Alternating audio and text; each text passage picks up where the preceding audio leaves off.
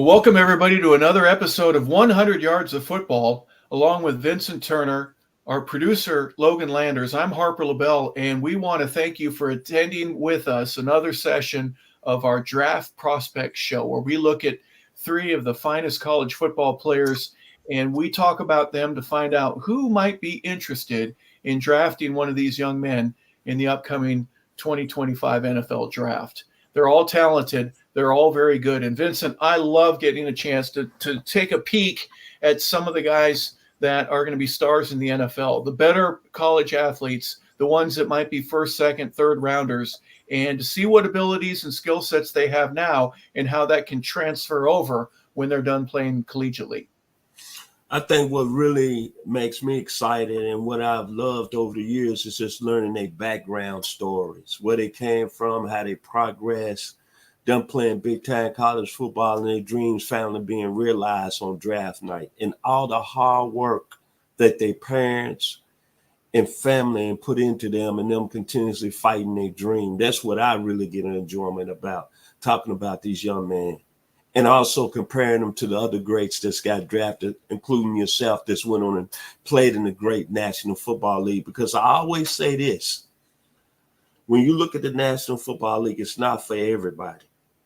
I wanted to be a professional football player, but it just wasn't in my cards.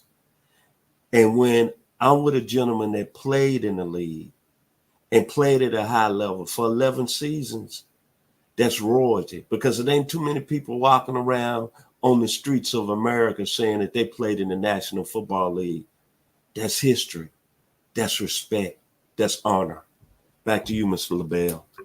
Well, it is a lot of hard work, and once you make it, it can be a very wonderful experience. And I hope that most of the people that have ended up having the opportunity to play get to have that same type of feeling. It's amazing, and appreciate you bringing that up. But we want to look at some of the guys that have not yet been drafted, but certainly hope that the commissioner or maybe another high official ends up calling their name on one of the three draft days here coming up. The first is Will Campbell. We're going to look at the gigantic tackle for LSU. He wears number 66. Will is 6'6". He's 320 pounds. He was first team All SEC back in 1923, but he started as a freshman, Vincent, and he has played every game since. And I think that this guy, with his size, with his skill set, with his abilities, we're going to talk about those, but this guy could be a high first-round draft pick. Out of Monroe, Louisiana. A lot of great players and came out of that area, man. From James Harris, to Brady James, to Ralph Garr in baseball, Billy Joe Dupree in football, Paul Millsap in basketball, Sammy White, and, of course, Andrew Whitworth, who's a great tackle at LSU. Is from the same area that Mr. Will Campbell. The thing that impressed me most about the young man is this right here. He was first team All SEC last year, but you just brought it up, Harper. He started from day one in the SEC, which I consider still the toughest football conference in America. And playing games against Arkansas, Alabama, Ole Miss, and Florida State, that tells you a lot about the young man. And being 6'6", 320, his skill level puts me in the mind. Remember Jake Long that came out of the University of Michigan? That was the first offensive tackle taken in the 2008 NFL draft. He got a lot of them similarities to him. But as any great offensive tackle, size, strength, power, speed, able to anchor in the pass rush, this young man grades out A+, A+, A+. Back to you, Harper. Yeah, his strengths are his size, obviously, his physical strength, right? He's a big, strong guy. He is great in his pass set, meaning that his feet, he's in the position, and he makes great first contact. Those are some of the things that you would absolutely dream that anybody can do if they're that big and they're playing on your team. His contact on run plays, when you take your first step, by the way, he gets the first step in the ground very quickly. For a guy that is his size, that's one of the things that people notice on film. He has a tremendous strike, and his ability to lock out is very good as well. Some of his weaknesses, though, I mean, he's a big guy, right? And we're not doing this to degrade him, but what people see on film is balance. He's got some balance issues. He plays a little bit high sometimes. His timing, in other words, he'll make a strike with somebody, and then he goes to reset, and he'll miss. That happens a little bit, and then sustaining blocks, staying on them for a long enough period of time. His initial contact is fantastic, but then 2 seconds later, his guy may be making a tackle. Doesn't happen often, but those are things that he'll need to work on in terms of between now, the end of the season, and again, we don't know how long it's going to go this year. I know when it's supposed to end, but I'm saying, how many games is he going to have to play?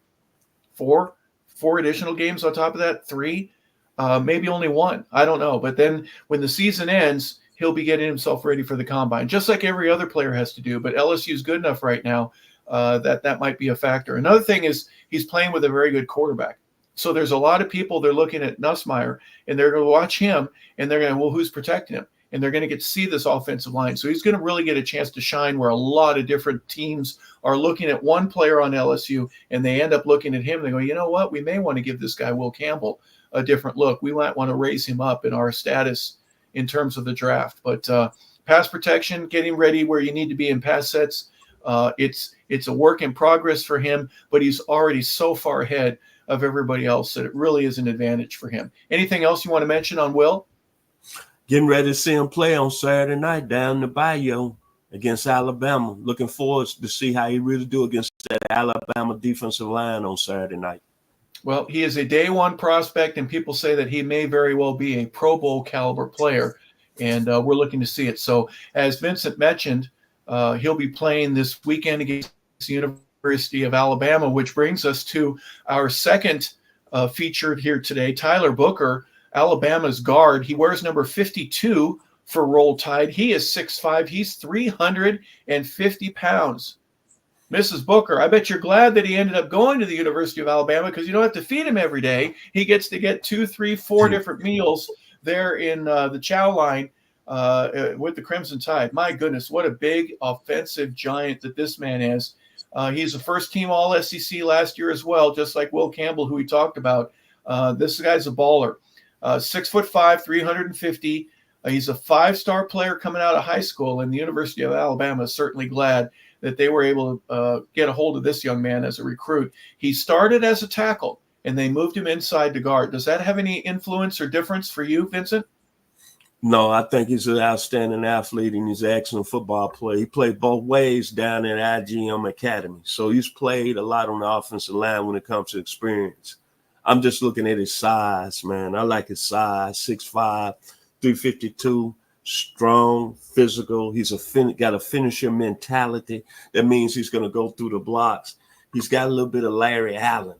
Big, man, big and very physical and very, very mean. And when you think about him, he's from New Haven, Connecticut. How many football players we think play up in New Haven, Connecticut? But he made his way out to ING Academy and played out there in Florida.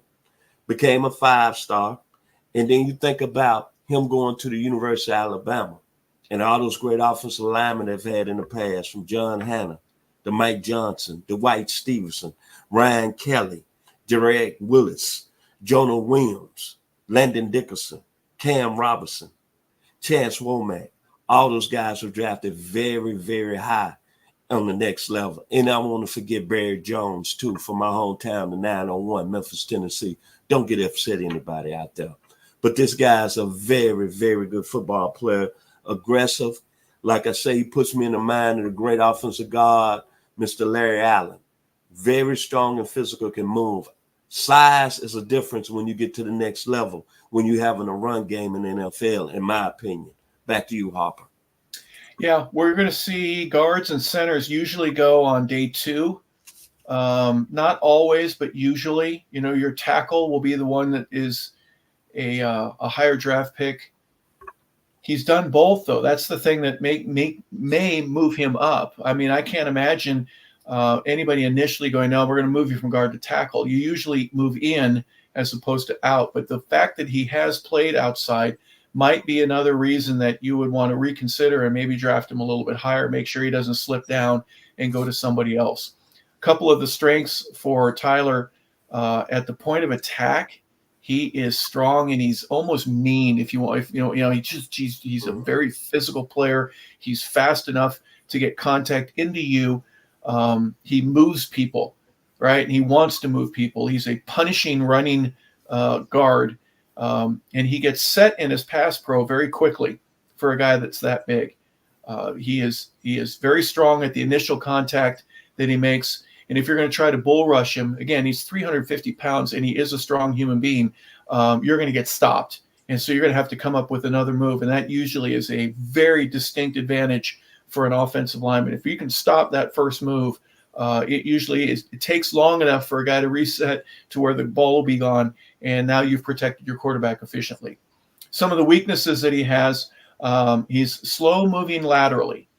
And who isn't? But at 350 pounds, that's something he could probably work on. I hope early in his career that he develops to the point where he goes, you know what, this is just a part of what I do. I get better at it. I'm fast enough now to where if I have to pull either to the strong side or on the other side of the center and go behind him, that won't be an issue.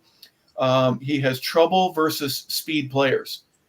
So if you've got a defensive tackle or a nose that's quick, like a Grady Jarrett is trying to beat you with speed, that he has an issue with that. Again, who doesn't, right? A lot of people that are big and strong, if you can add quickness to be a part of that too, then you're unstoppable. But those are some things that you see on film. And sustaining blocks. He makes contact with you and he's going to move you. But a second and a half later, do you get around him and are able to make the tackle for a 1 or 2 yard gain? Those are things that he's going to need to work on a little bit, at least from a offensive line coach perspective. If you're going to coach this man, those are some things that you would think he's going to have to work on those and get a little bit better. But where else would you rather be than on the offensive line at the University of Alabama to get that skill set and already have so many of them in the arsenal that you bring with you?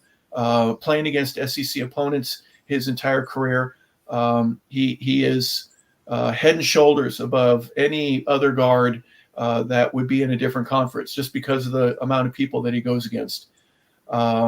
He's physical. He loves contact. He wins in power versus power situations, but he has to work on going against speed. Those are the things that stick out in my mind about Tyler Booker. Any final thoughts about him? When you talk about being a guard on the next level, you got to think about when you see teams with a good running game, what do the guards do? They're strong at the point of attack. Strong at the point of attack.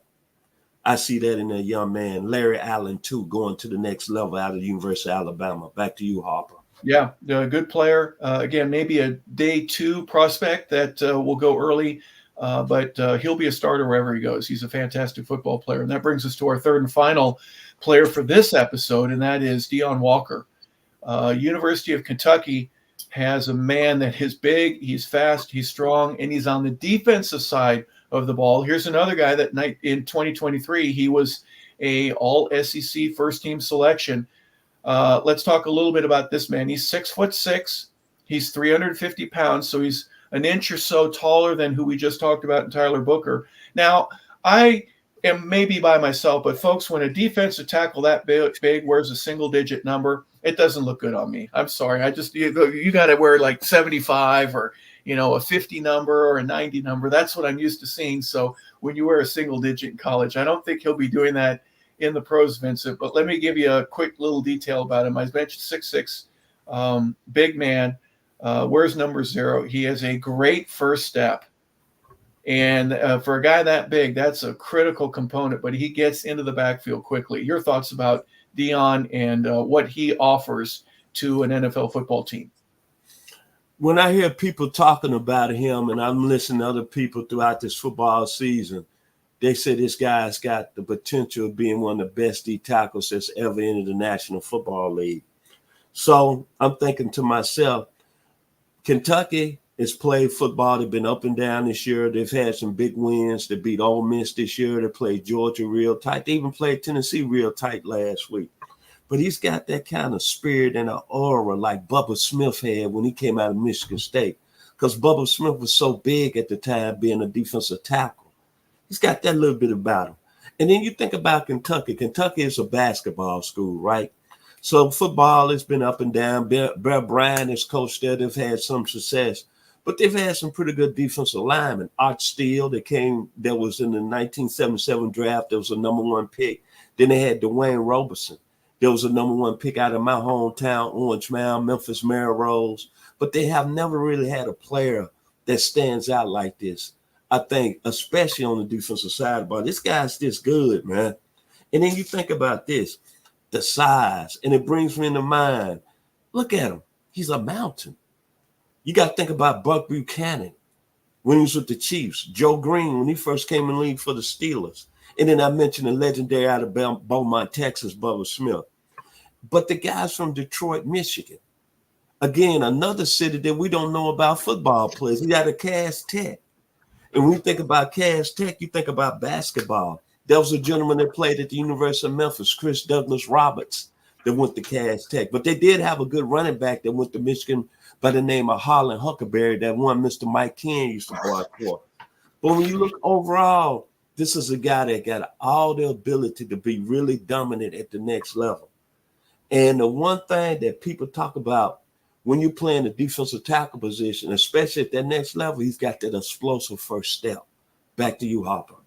Yep, first step and his quickness is something that's really impressed a lot of people. They say he's nimble as well. For being as big as he is, his hand strength and the speed and the knowledge that he uses his hands to get opponents' hands off of him and to get into the backfield or to get to a quarterback is something I've always stressed that in terms of my understanding of a really good football player has a great first move, but he is a very good, if not an equally great second move. And if you're going to bull rush somebody, that's great. But if they stop the bull rush, can you get around them? Hand placement is critically important for that. And so for them to mention that as much as they have in some of the reports that I've read, that really stands out to me. And that'll be an advantage and a plus for him that he'll be able to use throughout all of his football career. He has details in terms of the way he thinks, and he has a counter. That's another thing that he does very well. Some of the weaknesses, he plays a little bit high, right? He's 6'6". He's a big dude. He doesn't always want to play low, and sometimes that gets him to lean a little bit too far forward and slows him up in terms of when he needs to change his direction. He struggles to sustain blocks sometimes. In other words, he stays blocked a little bit longer than what a lot of people would prefer, or at least, the folks that say that would really make him elite. And the final thing is that he just needs to get a little bit stronger. I think he will between now and the end of the season. And as I mentioned for the offensive lineman, there's going to be a lot of weights that he can lift in January and February to get himself ready for the combine in March. And if he excels there and increases his strength overall, it's going to be a distinct advantage for him. Everybody says that he'll be a day one first pick. The first defensive lineman is what they're saying, and he potentially could be a Pro Bowler for years and years to come. But Vincent, to me, is a very impressive player, one that I would I don't know if I'd reach up and trade to get him, but if he fell into my slot whenever it was my time to pick, I'd be certainly wanting to grab a guy that big who can be a defensive line anchor for you for years to come. When I think about the young man and you looking at his size, a lot of people, you just mentioned Harper, they say he's the first D tackle off the board in the 2025 NFL draft. It's the same thing they said about Bubba Smith. King Kong. King Kong. The next universe at the defensive tackle position. This guy's a football player. It's just amazing to me. He's coming out of Detroit, Michigan. Detroit is always known for basketball, the bad boys. And I want to give credit to one young lady, Mrs. Tree Doman, wife of the late, great Chris Doman. She's from Detroit, and she's always saying there's football players in the city of Detroit. Sauce Gardner and a young man that has been a very good football player for the New York Jets. And then Darius Robinson, who's out there playing with Arizona, who's a first-round pick out of Missouri. Both of them gentlemen was out of Missouri. So I'm looking at it like this. Detroit, not only they got basketball players, they got football players too, man. Back to you, Harper. Well, you mentioned Bubba Smith. One quick story, folks, about Bubba. As big as he was an enormous player back in 1967, 68, 69 with the Colts. Bill Curry, who coached at Georgia State, used to tell stories about how Bubba would impress everybody. You would think with his size or whatever, with his speed. He was the fastest guy on the team. He would take on the DBs and the running backs, and he'd put $100, $200, $300, which is big money back in those days, back in the late 60s. He goes, anyone that can beat me, I'll give you this. But I'm taking your money if I beat you. No one wanted to race him because he raced one One time is all it took for everybody to go, man, this guy can move. Just a 40-yard dash against a guy much smaller than him. He had a big stride. You know, it only took about 7 steps, but he was so quick. And that reminds me of Deion Walker here. His quickness and his speed that could lead to a tremendous contract for the young man. We wish him all the best. Him, Deion Walker, Tyler Booker, who is from the University of Alabama, and Will Campbell, offensive tackle from LSU. 3 guys that you're going to be hearing a lot more about as the season progresses and as this offseason kicks in. Vincent, any final thoughts before we head out today? Going to be looking forward on Saturday night to see 2 of our guys who we highlighted today. Will Campbell and Tyler Booker on Saturday night, LSU against Alabama, 7:30 on ABC. Looking forward to it. Back to you, Harper. Must see TV. Well, thank you. Vincent Turner, along with Logan Landers, want to wish you a very wonderful rest of your day. We want to thank you for tuning in. I'm Harper LeBel. 100 Yards of Football is grateful for you watching our show. We appreciate it so much. And we'll have other episodes here as the season progresses. But we want to thank you for being a part of our Draft Prospect Show here today. Have a wonderful day, everybody. We appreciate your time. Thank you. And we wish you all the best.